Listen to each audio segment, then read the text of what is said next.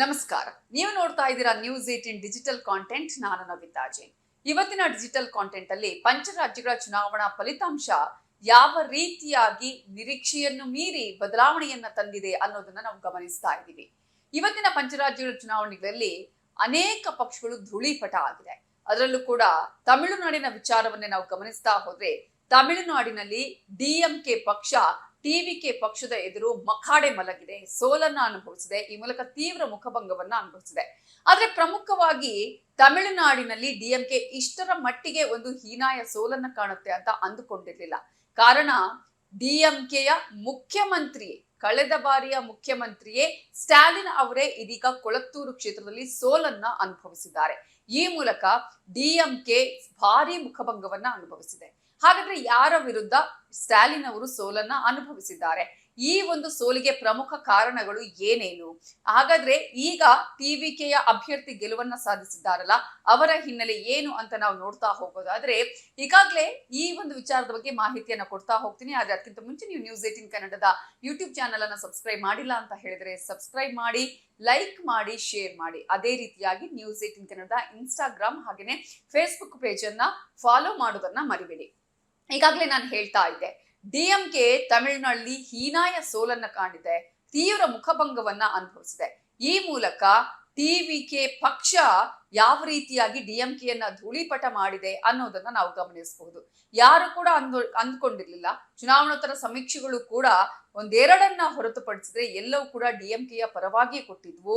ಅದರಲ್ಲೂ ಕೂಡ ಡಿಎಂಕೆ ಈ ಸಲ ಮತ್ತೆ ಅಧಿಕಾರಕ್ಕೆ ಬರುತ್ತೆ ಅನ್ನುವಂತಹ ಸಮೀಕ್ಷೆಗಳು ಕೂಡ ಹೇಳಿದ್ವು. ಆದ್ರೆ ಇಂತಹ ಸಂದರ್ಭದಲ್ಲಿ ಸ್ಟಾಲಿನ್ ಅವರೇ ಖುದ್ದಾಗಿ ಚುನಾವಣೆಯ ಆಗಿ ಈಗ ಫಲಿತಾಂಶ ಬರೋದಕ್ಕಿಂತ ಮುಂಚೆ ಒಂದು ರೀತಿಯಾಗಿ ನಾವೇ ಗೆಲುವನ್ನ ಸಾಧಿಸ್ತೀವಿ ಅಂತ ಹೇಳಿ ಮೀಟಿಂಗ್ ಗಳನ್ನ ಮಾಡಿದ್ರು. ಪಕ್ಷದ ಕಚೇರಿಯಲ್ಲಿ ಡಿಎಂಕೆ 2.0 ಅನ್ನುವಂತಹ LED ಸ್ಕ್ರೀನ್ಗಳು ರಾರಾಜಿಸ್ತಾ ಇದ್ವು. ಆದ್ರೆ ಚುನಾವಣಾ ಫಲಿತಾಂಶ ಬಂದಂತಹ ಸಂದರ್ಭದಲ್ಲಿ ಟಿವಿಕೆ ಪಕ್ಷ ಸರಳ ಬಹುಮತದತ್ತ ಬಂದಿರೋದು. ಸರ್ಕಾರ ರಚನೆ ಮಾಡೋದಕ್ಕೆ, ಮ್ಯಾಜಿಕ್ ನಂಬರ್ ತಲುಪೋದಕ್ಕೆ ಕೆಲವು ಸ್ಥಾನಗಳ ಅಂತರ ಇದೆ, ಅಥವಾ ಕೆಲವು ಸ್ಥಾನಗಳು ಮಾತ್ರ ಬೇಕಾಗಿತ್ತು. ಆದ್ರೆ ಆ ಒಂದು ಸ್ಥಾನಗಳನ್ನು ತುಂಬುವಲ್ಲಿ ಟಿವಿಕೆ ಪಕ್ಷ ಏನ್ ಆಗತ್ತೆ ಅನ್ನುವಂತಹ ಕುತೂಹಲ ಇದೆ. ಡಿಎಂಕೆ ಆಗಿರ್ಬೋದು, ಅಣ್ಣಾ ಡಿಎಂಕೆ ಆಗಿರಬಹುದು, ಇದರಲ್ಲಿ ಯಾವುದೇ ಒಂದು ಪಕ್ಷದ ಜೊತೆಗೂ ನಾನು ಕೂಡ ಹೋಗಲ್ಲ ಅನ್ನುವಂತಹ ವಿಚಾರವನ್ನ ಟಿವಿಕೆ ಪಕ್ಷದ ನಾಯಕರಾಗಿರುವಂತಹ ವಿಜಯ್ ಅವರು ಹೇಳಿದ್ರು. ಈಗ ನಾನು ಹೇಳ್ತಾ ಇರುವಂತಹ ವಿಚಾರ ಸ್ಟಾಲಿನ್ ಅವರ ವಿಚಾರ. ನೋಡಿ, ಒಬ್ಬ ಸಿಎಂ ಆಗಿದ್ದವರು, ಸಿಎಂ ಅಭ್ಯರ್ಥಿ ಆಗಿದ್ದಂಥವ್ರು ಸೋಲನ್ನ ಅನುಭವಿಸ್ತಾರೆ ಒಂದು ಪಕ್ಷದಲ್ಲಿ ಅಂತ ಹೇಳಿದ್ರೆ ಎಷ್ಟರ ಮಟ್ಟಿಗೆ ಇದು ತೀವ್ರ ಮುಖಭಂಗ ಅನ್ನೋದನ್ನ ನಾವು ಗಮನಿಸಬೇಕು. ಸ್ಟಾಲಿನ್ ಅವರು 2011ರಿಂದಲೂ ಕೂಡ ಕೊಳತ್ತೂರು ಕ್ಷೇತ್ರದಲ್ಲಿ ಗೆಲುವನ್ನ ಸಾಧಿಸ್ತಾನೆ ಬಂದಿದ್ದಾರೆ. ಅದರಲ್ಲೂ ಕೂಡ ನಾವು ಪ್ರಮುಖವಾಗಿ 3 ಬಾರಿ ಈ ಕ್ಷೇತ್ರದಲ್ಲಿ ಅವರು ಗೆಲುವನ್ನ ಸಾಧಿಸಿದ್ದಾರೆ. ಇದು ಅವರಿಗೆ ಒಂದು ದೊಡ್ಡ ಮಟ್ಟದಲ್ಲಿ ಗೆಲುವನ್ನ ಕೊಟ್ಟಂತಹ ಕ್ಷೇತ್ರ. ಇದು ಡಿಎಂಕೆಯ ಒಂದು ಪ್ರಭಾವದ ಕ್ಷೇತ್ರ ಅಂತಾನೆ ನಾವು ಹೇಳಬೇಕಾಗತ್ತೆ. ಕಾರಣ ಈ ಒಂದು ಕ್ಷೇತ್ರ ಡಿಎಂಕೆ ಯಾವುದೇ ಕಾರಣಕ್ಕೂ ಕೂಡ ಈ ಕ್ಷೇತ್ರದಲ್ಲಿ ಸೋಲನ್ನ ಅನುಭವಿಸಿದ್ದೇ ಇಲ್ಲ. ಆದ್ರೆ ಕಳೆದ ಬಾರಿ ಕೂಡ ನಾವು ಗಮನಿಸ್ತಾ ಹೋಗೋದಾದ್ರೆ ಡಿಎಂಕೆಯ ನಾಯಕರಾಗಿರುವಂತಹ ಸ್ಟಾಲಿನ್ ಅವರು ಈ ಒಂದು ಕ್ಷೇತ್ರದಲ್ಲೇ ಎಐಎಡಿಎಂಕೆಯ ನಾಯಕರಾಗಿದ್ದಂತಹ ರಾಜಾರಾಮ್ ಅವರ ವಿರುದ್ಧ ಗೆಲುವನ್ನ ಸಾಧಿಸಿದ್ರು. ರಾಜಾರಾಮ್ ಅವರ ವಿರುದ್ಧ 70,384 ಮತಗಳ ಅಂತರದಿಂದ ಇದೇ ಕ್ಷೇತ್ರದಲ್ಲಿ ಗೆಲುವನ್ನ ಸಾಧಿಸಿದ್ರು. ಆಗ ಮತಗಳ ಅಂತರ ಯಾವ ರೀತಿಯಾಗಿತ್ತು ನೋಡಿ. ಯಾಕಂದ್ರೆ ಅದಕ್ಕಿಂತ ಮುಂಚಿನ 10 ವರ್ಷಗಳಲ್ಲಿ ಎಐಎಡಿಎಂಕೆನೆ ಆಡಳಿತವನ್ನ ಮಾಡ್ತಾ ಇತ್ತು. ಆ ನಂತರ 10 ವರ್ಷಗಳ ನಂತರ ಡಿಎಂಕೆ ಗೆಲುವನ್ನ ಸಾಧಿಸಿ ಅಧಿಕಾರವನ್ನ ಹಿಡಿದಿರೋದು. ಆದ್ರೆ ಈ ಒಂದು 5 ವರ್ಷಗಳಲ್ಲಿ ಡಿಎಂಕೆ ಆಡಳಿತ ವಿರೋಧಿ ಅಲೆಯನ್ನ ಅನುಭವಿಸಿತು. ಭ್ರಷ್ಟಾಚಾರ ಆಗಿರ್ಬೋದು, ಮಂತ್ರಿಗಳ ವಿರುದ್ಧ ಆದಂತಹ ಕಾನೂನಿನ ಕ್ರಮಗಳು ಆಗಿರಬಹುದು, ಜೊತೆಗೆ ಅಲ್ಲಿ ಇದ್ದಂತಹ ಅರಾಜಕತೆ ಆಗಿರ್ಬೋದು, ಇವೆಲ್ಲವೂ ಕೂಡ ದೊಡ್ಡ ಮಟ್ಟದಲ್ಲಿ ಡಿಎಂಕೆಗೆ ಹಿನ್ನಡೆಯನ್ನ ಉಂಟು ಮಾಡಿದ್ರೆ ಪ್ರಮುಖವಾದ ಕಾರಣ ಅಂತ ಹೇಳಿದ್ರೆ ಅದು ಟಿವಿಕೆ ಪಕ್ಷ. ಟಿವಿಕೆ ಪಕ್ಷದ ವಿಎಸ್ ಬಾಬು ಅವರು ಸ್ಟಾಲಿನ್ ಅವರ ವಿರುದ್ಧ ನಿಂತಿದ್ರು. ಯಾರಾದ್ರೂ ಅನ್ಕೊಂಡಿರ್ತಾರೆ ವಿಎಸ್ ಬಾಬು ಅವರು ಗೆಲ್ಲೋದಕ್ಕೆ ಚಾನ್ಸಸ್ ಇಲ್ಲ, ಸ್ಟಾಲಿನೇ ಈ ಕ್ಷೇತ್ರದಲ್ಲಿ ಗೆಲುವನ್ನ ಸಾಧಿಸಬಹುದು ಅನ್ನುವಂತಹ ಒಂದು ಲೆಕ್ಕಾಚಾರವನ್ನ ಹಾಕಿದ್ರು. ಆದ್ರೆ ಆ ಎಲ್ಲಾ ಲೆಕ್ಕಾಚಾರವು ಕೂಡ ಬುಡಮೇಲು ಆಗಿದೆ. ಕಾರಣ ಟಿವಿಕೆ ಪಕ್ಷದಿಂದ ಕೊಳತ್ತೂರು ಕ್ಷೇತ್ರದಿಂದ ಅಭ್ಯರ್ಥಿಯಾಗಿ ಸ್ಪರ್ಧೆ ಮಾಡಿದಂತಹ ವಿಎಸ್ ಬಾಬು ಅವರು ಸ್ಟಾಲಿನ್ ಅವರೇ ಸೋಲಿಸಿದ್ದಾರೆ. ಒಂದು 7,000 ರಿಂದ 8,000 ಮತಗಳ ಅಂತರದಲ್ಲಿ ವಿಎಸ್ ಬಾಬು ಅವರು ಸ್ಟಾಲಿನ್ ಅವರನ್ನ ಸೋಲಿಸುವುದರ ಮೂಲಕ ಮುಖ್ಯಮಂತ್ರಿಯನ್ನೇ ಸೋಲಿಸಿದಂತಹ ಗರಿಮೆ ಕೂಡ ಟಿವಿಕೆ ಪಕ್ಷದ ವಿಎಸ್ ಬಾಬು ಅವರಿಗೆ ಅಂತ ನಾವು ಹೇಳಬೇಕಾಗತ್ತೆ.